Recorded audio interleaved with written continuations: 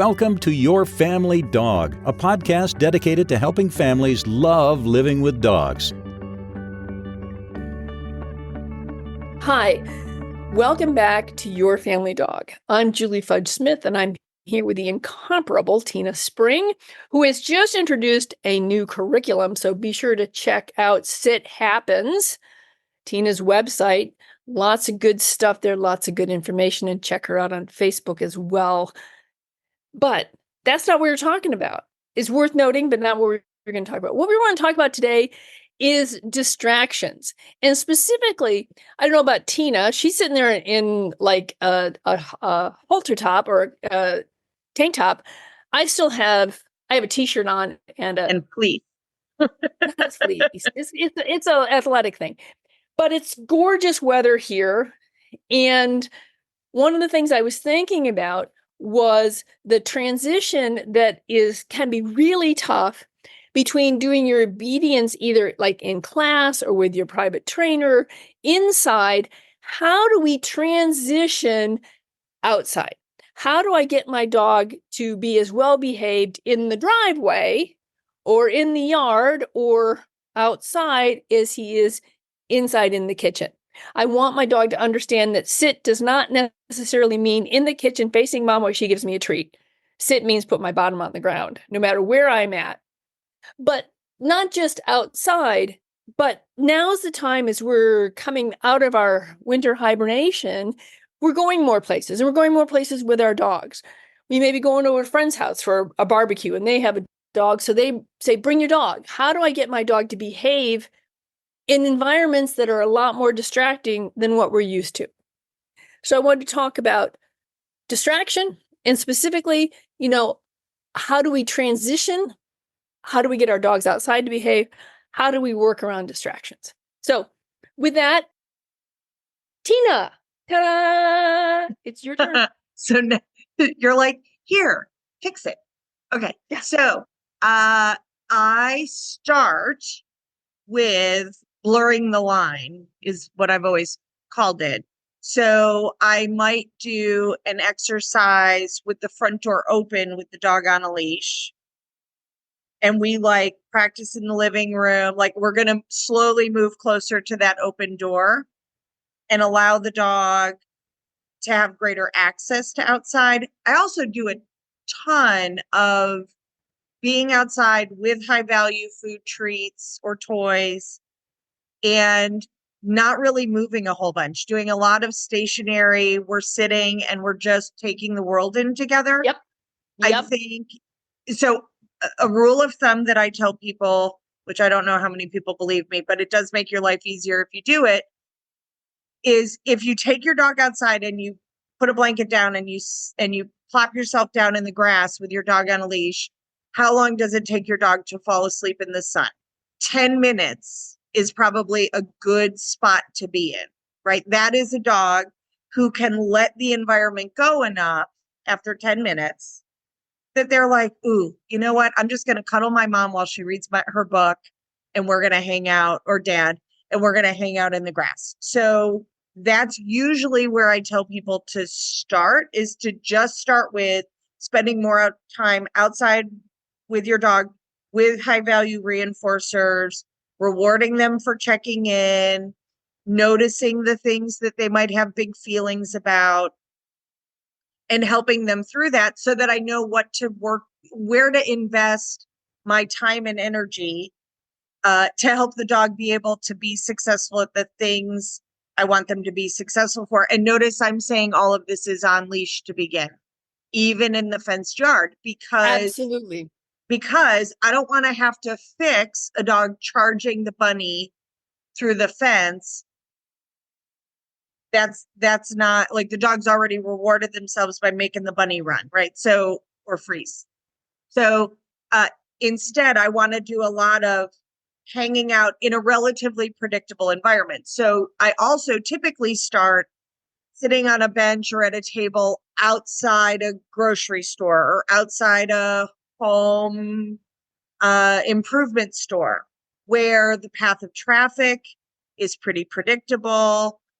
Probably 1 in 5 people will try to say hello to my dog. I may or may not grant that permission, but I want the dog to learn how to reconcile that they don't have to be involved in every single thing that's going on around them. I find for most people that seems really foreign to them until I say, how many people did you make eye contact with the last time you went in the grocery store? And they're like, none. Yeah, last time I was in the grocery store, this woman came up to compliment me on my hair for like the second or third time. Not the same trip. It's like she's seen me in the grocery store. And so and you know what? It was unnerving. What? Might be short-term memory loss. Could be. It was a little unnerving. Anyway, I love those suggestions, and that's real similar to what I've done with clients as well. One of the things in Granville, in downtown Granville, there's each side of the street has very, very wide sidewalks. You'd see me doing this visual, like the fish was this big, right? With lots of benches, some of which are by busier parts than others. And one of the things that I would do in order to get dogs accustomed to just sort of being out and being around people in that way is we'd start at the non-busy end of the street. We'd sit on a bench where we got a couple of people walk by, maybe a dog or two, but not a whole lot. And then as we got accustomed and we'd look around, we get a treat, we check in with mom, we get a treat, a dog would go by, we'd get a couple more treats. And then as we got more accustomed to that, then we moved to slightly busier until the dog I felt was ready to go to what I would call the gauntlet, which was outside the ice cream parlor, and everyone in their family would go. So it's the whole thing is I think one of the things about distractions you need to remember is that distractions need to be introduced slowly, and that can be in a couple different ways. One is it can be the gradual intensity of the distraction. So it could be that there are bunnies in your yard, and I love the idea of being with the door open, with a leash inside. Maybe that's how we start introducing our dogs to bunnies in the yard, is at a distance where we can see the bunny and not lose our brain, right? And then when we're good at seeing bunnies from the doorway, then maybe we can go onto the deck and look at bunnies or whatever the distraction may be, so that you can increase the level of distraction by increasing the intensity of the distraction slowly. And you can increase that intensity by either the number of distractions, like maybe there's a whole lot of bunnies, or by proximity. And so I think that one of the things to remember is that the slower you go, the faster you're going to achieve your goal. Yeah. And adding movement of handler and dog adds significant complication. So I really do start with a ton of stationary work where things are moving kind of parallel to us. So, and I can also kind of streamline. So maybe my dog doesn't so much care about people and other dogs, but little kids are really exciting, right? Either they're a little bit scary, right, or they're just super exciting. Like we're over the moon about it. Dovey right now is very happy when he sees kids. Like he's so happy. So I can choose to hang outside of an area where there's going to be just predictably more children versus where I'm more likely to just see active older adults, or where like I can choose timing and location to work on whatever it is that I think my dog needs just a little bit more practice with. So the plaza where the store is, where I teach group classes, we have a Kroger, bless you. There are 3 benches out front. There's also 3 planters in a breezeway if we need shade, or if the dog struggles with wind, because it's not called a breezeway for nothing. So I can adjust the environment to a certain extent to help the dog be successful by time of day or location.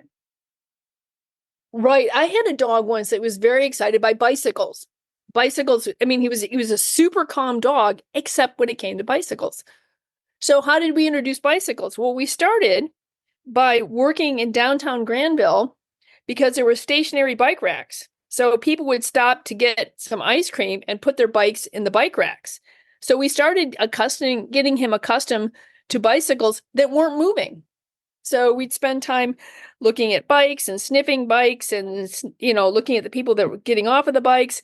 But this was all non-moving bicycles. And I thought it was important for him to become comfortable just with the object itself. And then what we started doing was we have a bike path, but there was a part of the bike path where we could get anywhere from being standing right next to the bike path to 50 feet away or more.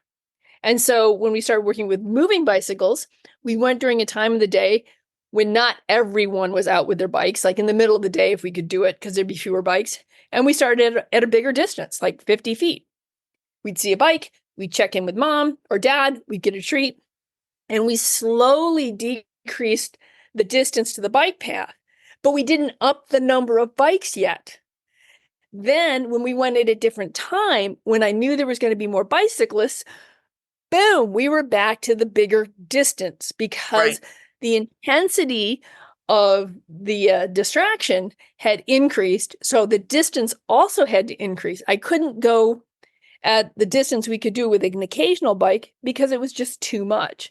So I think the idea of, learning how to read your dog and how to read the intensity or the level of distraction is really important. And if you take it slow and easy, we were able to get that dog to tolerate bicycles within just a few weeks, as opposed to sort of shoving him in and flooding him with bikes. It never would have worked. Well, and part of this is it comes down to reading your dog's body language, right? We're always in such a hurry, myself included, that I sometimes leave my learner behind, right? So if I take Dovey out front here at the store and we sit out front on the benches, if he's watching everything that's going by with his back to me, he is in a very different place than if he's laid out flat in the sun with his eyes closed, kind of half listening to everything that goes by. Right. Or if I he's want to sitting build and looking on at that, you. Right. Is different. I want to build on that relaxed, right? For me, some people like a dog that's overly jubilant. I find that he's kind of a clodhopper when he does that. So instead, I'm like, I really want him to mellow and settle. And that just takes time, right? Yeah. I could take my shoes off. I can work on, fixing my Birkenstock tan, and I can just hang out. And typically once you've done it a few times, the first time it might take an hour for your dog to settle out. The second time it's going to take 22 minutes. The third time it's going to take 7 minutes. The fourth time it's going to be like almost effortless. And I would say that that's true in a lot of the things we're working on. I will also say that the biggest resistance I see to this is that people worry that their dog's going to do something embarrassing. They are. They're going to do embarrassing things. And you know what? It's okay. You're going to occasionally be flatulent, and we forgive and love you anyway. So the model that I have been using that seems to be pretty effective is, so I'm going to give you some help on this. One is, imagine if a stranger had a dog that behaved like your dog and you were walking past, what information would you want, right? If the dog's a barker, I literally call out to the person who's walking our direction. He might bark at you.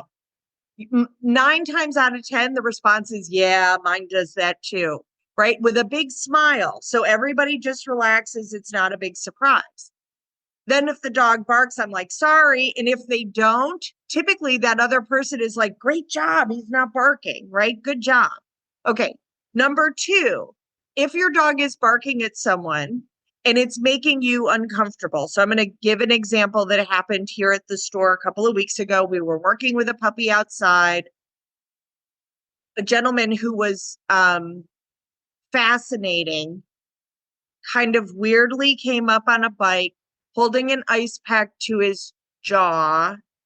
And it was disconcerting, right? He was just odd enough that there were some creepy vibes kind of going on. Well, he was on a bicycle. So when the puppy was barking, he was kind of making a grumpy face. And I said, "Oh, Siri, have you never seen a bicycle before? That's a silly bicycle," right? So I'm jollying the puppy, going, "No, no, no, it's not a problem." And that gentleman immediately went from being very tense, the dog is barking at me because I'm weird, to, and he was weird. He was weird, people. He was a little sketch, little sus. But very quickly, he was smiling and laughing with us because now it's, oh, wow, it's about the bike. It's not about the person, right? Or I will often say, as people are walking by, like, that blouse is a beautiful color or whatever.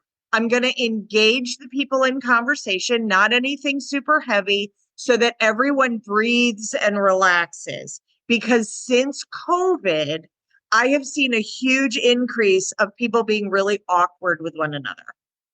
So when we just smile and are friendly and say, "Hello, I love your child's backpack. Oh my gosh, your hair looks great today. That blouse is a very becoming color on you," whatever, it softens the whole thing instead of holding all that tension. Right. Those are great suggestions. And I'm all about information giving in a quick and precise way. So, and there's lots of ways to give information that make it feel like you're not necessarily giving information. Like, I love "Oh, have you never seen a bicycle?" Because you're giving the dog information. You're also giving the person information without saying, "Hey, quit being a jerk. My dog's never seen a bike before." So I love Well, that. and And in this I used to case, do that too, saying, "Hey, if somebody's coming at you," you might say, "Hey, I'm going to move my dog to the other side because we're trying to learn how to walk past." I mean, just, one sentence or two or something that's going to, most people I find are just really cooperative. They want to help. yeah. They want your dog to be well behaved. And if you give them just a little bit of information, they're on board. Well, Absolutely. and I would say another pointer is, if you're not like, okay, so let's say you're working with your dog on, I want to be able to go for a walk and stop and talk to Mildred across the street and not have my dog jump on Mildred because I don't want them to make her muddy or dirty or whatever. Instead of telling Mildred what to do, ask Mildred to hold on a second and manage your dog. So that does not mean a laser grip on their collar. It means loosen the leash, park the puppy or the dog so they can't jump, get them relaxed and focused on you while you're half talking to Mildred, and then say, "Okay, Mildred, we're ready." And now she can come by. And by parking, what I mean is you have the leash on your hand on one side, you run it under your foot, and you stand on the leash, giving the dog enough leash that they can comfortably sit, stand, lie down, but they can't jump on sweet Mildred. Absolutely. That is, Right. yes. So we're not punishing the dog. We're setting up some guardrails, because if we haven't had that dog outside visiting with people in 5 months or 10 months, depending on where you live, 8 months, then they're out of practice. So this is a really great way to practice. Right. And it brings us back to one of the episodes we did, that management is training your dog. What you're doing there is you are effectively managing Sparky. And I usually tell people, if you put your hand at your waist where the leash hits the ground, that's where you put your foot. And that's probably going to be just about the right distance for Sparky to be able to stand, lay down, sit, without it being hard on his neck or choking. But Right. that's, Like we're not managing your having dog. a tight leash. No tight Right. leashes. No tight leashes, but managing your dog is training your dog. Because also, too, by managing your dog in a way that he's comfortable, he's going to buy into this a whole lot more than if you're making this situation scary, uncomfortable, maybe even painful. That your Well, dog or just accidentally flooding the dog, right? Environments change without, I don't know. The other day I was outside and like 20,000 starlings flew over. right? And Dovey's Wow. brain turned to jujubes, right? It was a big, huge flock of starlings flying over, doing their migration. So in that moment, he couldn't really, I mean, he was trying to focus on me, but it was like the sky turned black. Like it kind of surprised him. So when he did finally check back in, I just had a big party with him. Like that was a lot, wasn't it? Like that was a lot of birds. And he was like, it was a lot. Right. So I think I don't want our dogs. I think it is an unreasonable expectation that they just stare at us the whole time. I think that's silly. They need to be Right. able to take in the environment and reconcile that not everything is their beeswax. Right. So Right. I think it's really important for your dog to understand, hey, I check in with mom. I look at the world, look around, things are happening. What do you think, mom? The dog checks in with me. We get a treat. I don't insist that you stand there and stare at me because I don't particularly want to stand there and stare at you. I might want to check out the world too. But what I want is my dog to feel comfortable enough to look around and then check back with me to make sure that we're all cool, right? This is cool. Everything's fine. And that's it exactly. Because the other thing is the world is going to happen. And if my dog doesn't know how to handle the world as it happens, or it can't recognize it because most of the time he's just sitting there staring at me, then the world's going to catch him off guard. It's going to make him uncomfortable. And I certainly don't want that. right, because I want my dog to understand that we're a team, right? The same that I want my Yes. child to understand we're a team. And I'm not asking my dog to solve adult human situations any more than I'm asking my child to handle adult situations. If my child is worried about someone coming up who looks a little scary to them, I'm going to support them in that because I want them to learn to discern what's safe and what's not safe, what doesn't feel safe, and to not poo-poo that. To be like, no, Right. if it doesn't feel safe, here's how we handle it. Right. So Right. I can remember taking my daughter to her first concert and saying, if ever, even if you're an adult, if ever you're at a venue and someone is creeping you out, here's a great way to handle it. Like approach a group of people who look friendly and nice, go into the group as if you belong there, walk up and be super friendly, like, hey, how are you guys? And then to one of the men or one of the moms, say, hey, this is what's going on. And I'm just using you guys to kind of camouflage me that I'm not alone because this person's been following me or sketching me out or whatever. The vast majority of moms, the vast majority of dads, of humans are going to give you safe passage, right? They are going to have your back. So it's a wonderful way to manage the situation when you're, especially if you're alone, right? Or even if she was with one of her girlfriends, like she was at an age where she was much more independent and doing things on her own. And I wanted to teach her easy ways to solve a situation that was scary. And she's actually used that and taught it to her kids when sketchy stuff happens, right? What do you do if you're driving your car and somebody is following you and that's creeping you out? Like, where do you go? What do you do? So we talked through all those things. I think for whatever reason, we forget that our dogs also sometimes need us to guide them through what do we do when we're uncomfortable. And especially adolescent dogs, which is usually what I'm working with, they do distance increasing signals that often they're closing the distance to exactly the thing that they want to have move away from them, right? They're giving a signal that says, you are too close. I want that thing to move away from me. But they're closing the distance because it's never occurred to them that they could move away. So I'm just encouraging them and teaching them like, okay, yes, that's very exciting or that's very worrisome. Let's move away from that and solve our problem a different way. I'm here to help. Yeah. Right. I've done something very similar. I've also told people like, there are sometimes where it's difficult to move away. that you may be in an environment where you can't increase. And I talk about in distance increasing all the time, that's a great way to diffuse a situation. And sometimes it's as little as moving your dog from the left side to the right. Sometimes even just that is enough, because now you are also providing a little bit of a visual barrier as well as a little bit more distance. Sometimes it's not a lot that's needed, but just enough to get your dog to feel like, okay, that's enough distance away from somebody.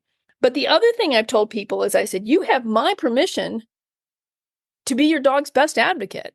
So that if you're in a situation where you can't give enough distance, you have my permission to step between you and whatever person is coming at your dog and say, I'm sorry, he's not feeling very social today, or whatever. But sometimes it's funny because people, I think they want, they want to be nice. They want their dog to be nice. Somebody's coming at them and it makes them uncomfortable and they're not sure what to do. I think sometimes they just need permission to say, to do what their gut says, which is step between this person and my dog. Or even say something like, somebody says, can I pet your dog? My answer is always, well, it's fine with me, but you have to ask Zuzu. And usually by this point, Zuzu's in their lap. But with Bingley, he was a little bit more resident. And so I'd say, well, fine, you have to ask Bingley. And they'd look at me and say, well, just, put your hand down. So he becomes over and sniffs you. You can pet him under the chin, right? And if Bingley did not move forward to greet them, I would not allow them to move forward to greet him.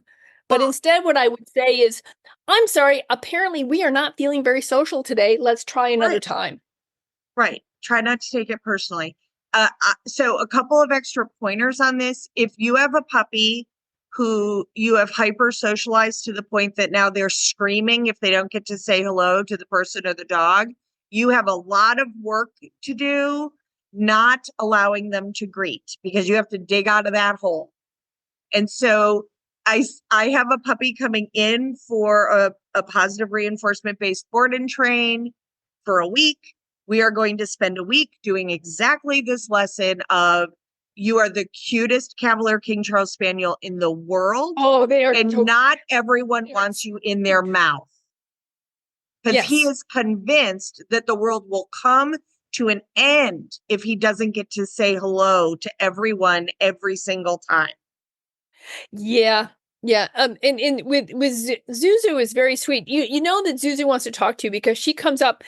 I used to tell people, we don't actually go through a walk. We go through a lean.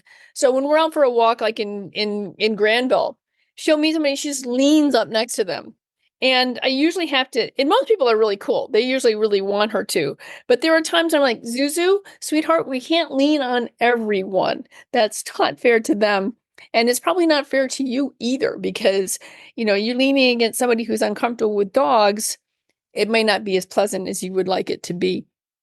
But I wanted to get back to a little bit about specific things. Like, for example, one of the things that I think is just an incredibly important thing is to teach your dog to sit, and to sit anywhere you ask them to. So one of the things is how do I transition? Like, my dog will sit anywhere inside anytime. How do I get him to sit outside? I think it goes back to exactly what we were talking about earlier, which is start slowly. Start with, like with people, I usually say, okay, what's the least distracting part of your house outside? Maybe it's the garage. Back one of the cars out of the garage and practice sit in the garage. That's a new environment, but there's not a lot of external busyness going on. So start in the garage, and then in the garage, first with the door closed, then with the door open, but always on leash. Or because sometimes it's your backyard that is crazy busy because it backs up to a forest and there's all these temptations. Sometimes it's your front yard because you're right on the bus route and all the kids walk by your house. So find out what part outside is the least distracting for your dog and practice sit on a leash. And the other thing is you mentioned something earlier that I think bears reiterating, and that is the level of the distraction is increasing, the value of the treats needs to also increase. I think that if you're working in an extraordinarily tough environment that's highly, highly distracting, and it's hard for your dog to do that. It's not that they don't want to. I sometimes think people are always really stubborn. And I'm like, I'm not sure that he doesn't want to. I don't think he can. I think he's so overwhelmed, he can't listen and do what you're asking him to do. So you have to make it worth their while to relax and listen to you. So make sure that the value of the treat corresponds to the level of distraction. Well, right. So if you think about how, if you or I were taken to a completely novel environment that had a lot of things that would be interesting to us, how long would it take us to take in that data completely unprompted and then look to our partner? It would take a hot minute, right? And for our dogs, often it's all the smells, which we're totally like missing. Yeah. So I want to eat the elephant one bite at a time. And I want to celebrate that my dog is interested in things. A dog who's walking around sniffing is a good thing, right? Yes. They're relaxing and they're taking in data in a world that we don't really even have a look in. And so I honor that. Now, let's say I'm like, okay, if you say to me, okay, well, dog trainer, I want to be able to take the dog for a walk though, then I would tell you start working in an empty parking lot. Yeah. Yeah. You know, another good place is if there's an outdoor tennis court that's enclosed. Because one of the things you can do is you can work on your loose lead walking by not even having your dog on a leash. You know, you can walk around the tennis court or this enclosed environment, and every time the dog's by your side, you reward. And As so the long dog's as it's learning dry. I'm sorry, what? As long as the tennis court or the pool deck is dry. If Right. it's wet, you run the risk of removing very, very swiftly your dog's toe pads, and it's excruciating. So just make sure that those surfaces are dry when you're working on them and not too warm. So Right. yeah, Right. like being able to go to the park and go off to the edge of the park and sit on a blanket in the shade and watch everybody at the park is like PhD level work for our dogs that lots of people don't ever do, because when they Right. take their dogs, the point is to go somewhere to do something. And I'm like, just hold and wait. Suzanne Clothier has a whole wonderful discussion about this. You gather so much information from your dog. And I personally think a dog gains an appreciation for you for thanks for noticing that this thing is more difficult for me, or this thing is exciting for me, or whatever, so that their arousal can come down and you just believe them. Right. But you know, part of it is just by parking on a bench or parking in the shade on a blanket and just spending time with your dog, watching them, feeding them when, oh gosh, you're right, that kid went by in the scooter. That's pretty exciting. And you turned and checked in with me. Yay. You're building a relationship with your dog.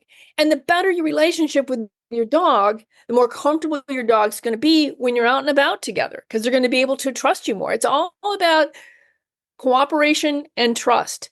And I think that we don't spend enough time just sort of building that relationship, building the cooperation, the trust, and the understanding of one another. Yes. And I'm not sure that we're good at teaching our dogs the beauty of doing nothing. Oh, I would agree with you there. Right? That we can just sit in the sun and watch the world go by. Oh, Clementine is very good at that. If she's not being a naughty dog, she's really good at the chilling out thing. But you'll laugh. It reduces barking. It reduces leash pulling. It improves cooperation between you and your dog. Like it's a big deal. And it's so like most things that are powerful, it is simple and profound and not difficult.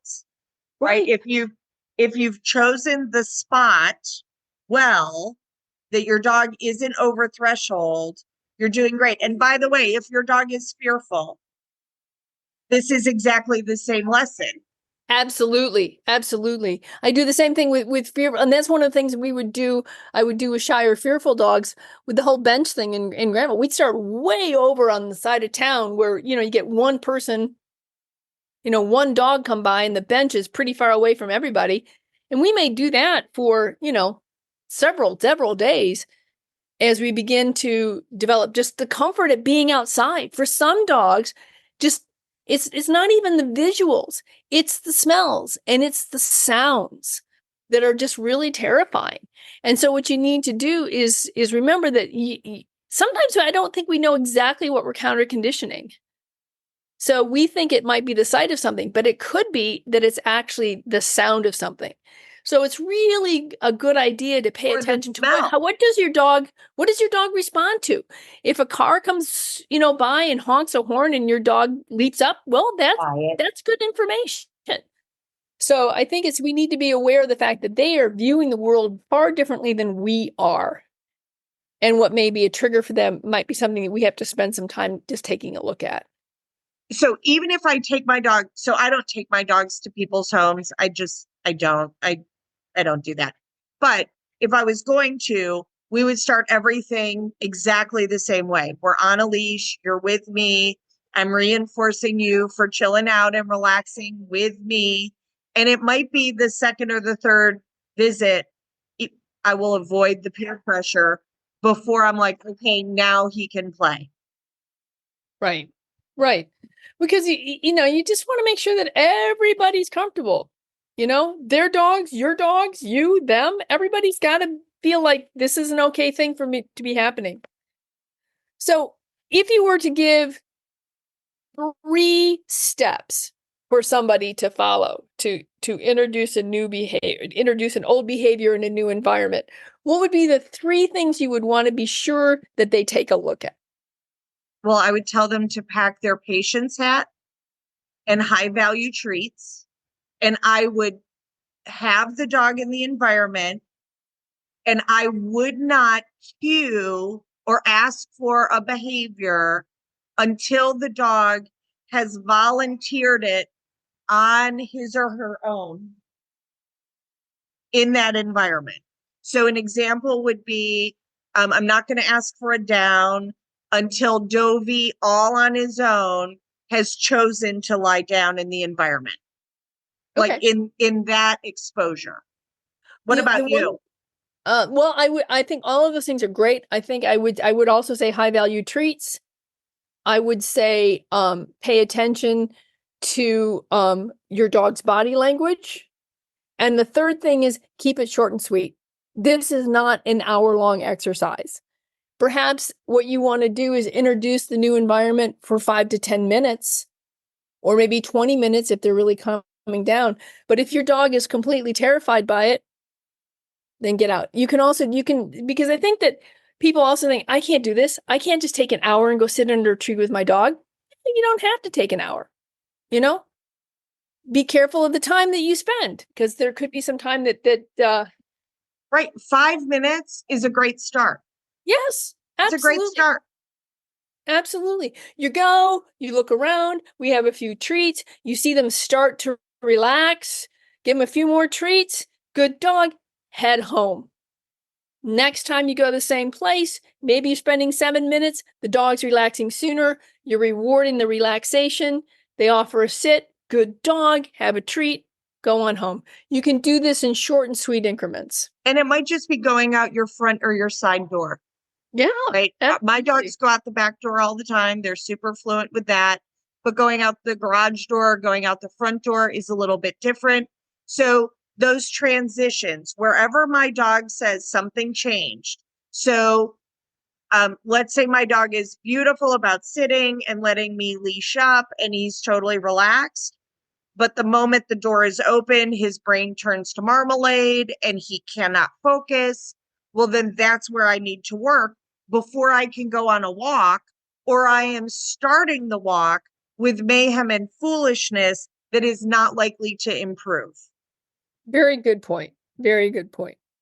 Okay. So I'm going to make sure that in the show notes, I do a link to our podcast on management is training your dog.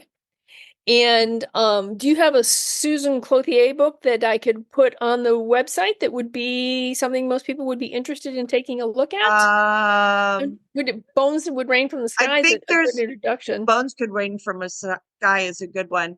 I actually have a video that I often show people about the beauty of doing nothing. So I'll send you that link. Okay. And the video link. She's one of my favorite trainers. Yeah, like I she really does some phenomenal work. The other thing is I was also going to link to is your puppy training, because there's some really good stuff in your puppy training videos on teaching settling and teaching your dog to just chill in an environment. So you want to give a little plug for your puppy program there? Sure. I mean, I have an online puppy and dog raising program called 90 Days to the Perfect Puppy. It is geared to young dogs, though I even have adult clients who have used it where, for example, they got a dog that maybe grew up in the shelter and is now a year old and isn't necessarily crate trained and house trained and leash trained and all those things. And the goal of the program is for us to do it together and to teach a family how to incorporate training their dog with living with their puppy or dog, so that you're seeing all of these opportunities to reinforce behavior and to mold behavior immediately and not let it get to the dog's been doing this for a year and now it's a bigger issue to try to fix. Right. Okay. Well, I think that's great. I have all those things written down so that when I get it back from our engineer, I can create a well-informed or an informative podcast. So, that's great. So just remember that when you want to move your training from inside to outside, or you want to move it to a new environment, slow and steady will win that race. Pay attention to your dog's behavior. Increase the value of your rewards. Keep your training short and sweet. And wear your patience hat. That's a really good one, Tina. Something I need to remind myself of. Instill a little bit more patience. And I think you'll find it to be successful. As usual, if you like the show, please give us a thumbs up or a 5-star rating on wherever it is that you get your podcasts. If you have any questions or concern, please reach out. If you have a guest you'd like us to see, we'd also like to hear that. You can reach us at yourfamilydogpodcast@icloud.com. That's yourfamilydogpodcast@icloud.com. And I don't know if I mentioned in the last... Do we have any guest interviews coming up that we can tease? We do. Dr. Silber is going to come. I haven't gotten the booking link from him yet, but he's going to come and talk to us about mushrooms for dogs, mushroom therapy. All right. Well, that's great. And we'll see you all next time on Your Family Dog. Thanks for listening to Your Family Dog. Got questions? Interesting ideas? Visit www.yourfamilydogpodcast.com to share your thoughts.